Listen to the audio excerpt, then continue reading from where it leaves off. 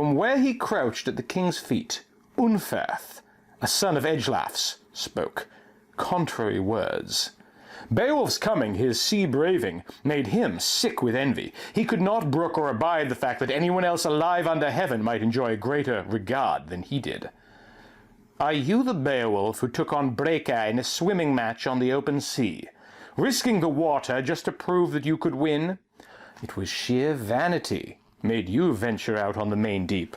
And no matter who tried, friend or foe, to deflect the pair of you, neither would back down. The sea test obsessed you. You waded in embracing water, taking its measure, mastering currents, riding on the swell. The ocean swayed, winter went wild in the waves, but you vied for 7 nights, and then he outswam you. Came ashore the stronger contender. He was cast up safe and sound one morning among the Heathorims, then made his way to where he belonged, in Bronding country. Home again, sure of his ground in strong room and bawn. So Breka made good his boast upon you, and was proved right. No matter, therefore, how you may have fared in every bout and battle until now, this time you will be worsted. No one has ever outlasted an entire night against Grendel. Beowulf, Ecgtheow's son, replied, Well, friend Unferth, you have had your say about Breka and me. But it was mostly beer that was doing the talking. The truth is this. When the going was heavy in those high waves, I was the strongest swimmer of all. We'd been children together, and we grew up daring ourselves to outdo each other, boasting and urging each other to risk our lives on the sea. And so it turned out. Each of us swam holding a sword, a naked, hard-proof blade for protection against the whale beasts. But Breka could never move out farther or faster from me than I could manage to move from him. Shoulder to shoulder, we struggled on for 5 nights until the long flow and pitch of the waves, the perishing cold, night falling and the winds from the north drove us apart. The deep boiled up, and its wallowing sent the sea brutes wild. My armor helped me to hold out, my hard-ringed chainmail, hand-forged and linked. A fine close-knitting filigree of gold kept me safe when some ocean creature pulled me to the bottom. Pinion fast and swathed in its grip, I was granted one final chance. My sword plunged, and the ordeal was over. Through my own hands the fury of battle had finished off the sea beast. Time and again foul things attacked me, lurking and stalking, but I lashed out, gave as good as I got with my sword. My flesh was not for feasting on. There would be no monsters gnawing and gloating over their banquet at the bottom of the sea. Instead, in the morning, mangled and sleeping the sleep of the sword, they slopped and floated like the ocean's leavings. From now on, sailors would be safe. The deep-sea raids were over for good. Light came from the east, bright guarantee of God, and the waves went quiet.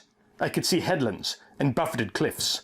Often, for undaunted courage, fate spares the man it has not already marked. However it occurred, my sword had killed 9 sea monsters.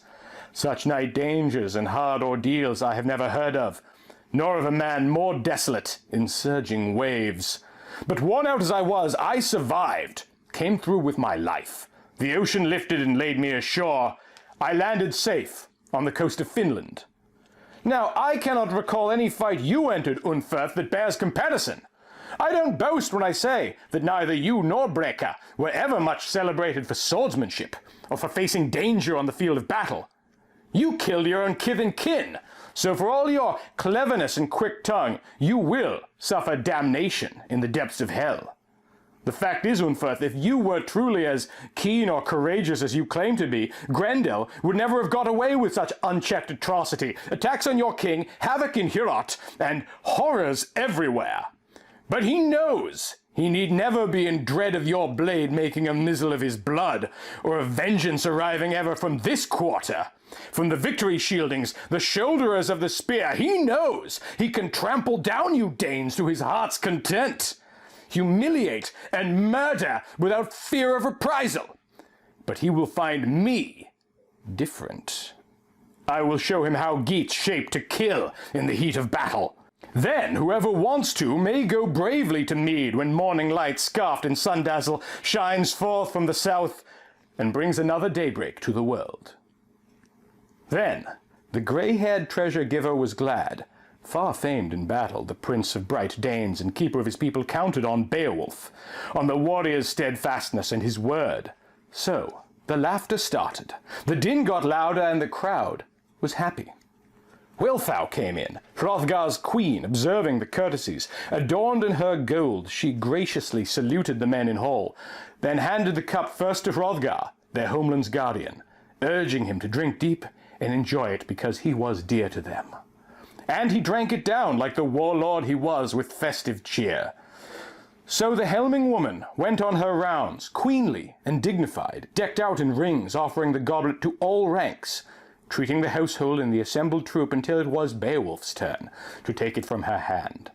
With measured words she welcomed the Geat and thanked God for granting her wish that a deliverer she could believe in would arrive to ease their afflictions. He accepted the cup, a daunting man, dangerous in action, and eager for it always. He addressed Wealhtheow. Beowulf, son of Ecgtheow, said, "I had a fixed purpose when I put to sea. As I sat in the boat with my band of men, I meant to perform to the uttermost what your people wanted or perish in the attempt, in the fiend's clutches. And I shall fulfill that purpose, prove myself with a proud deed, or meet my death here in the mead hall." This formal boast by Beowulf the Geat pleased the lady well, and she went to sit by Hrothgar, regal and arrayed with gold. Then it was like old times in the echoing hall, proud talk, and the people happy, loud and excited, until, soon enough, Halfdane's heir had to be away to his night's rest.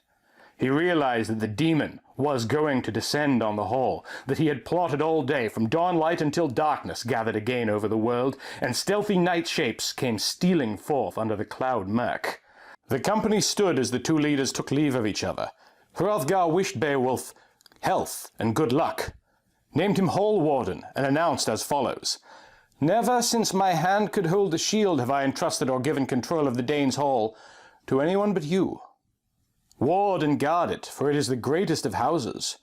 Be on your mettle now, keep in mind your fame, beware of the enemy. There's nothing you wish for that won't be yours if you win through alive."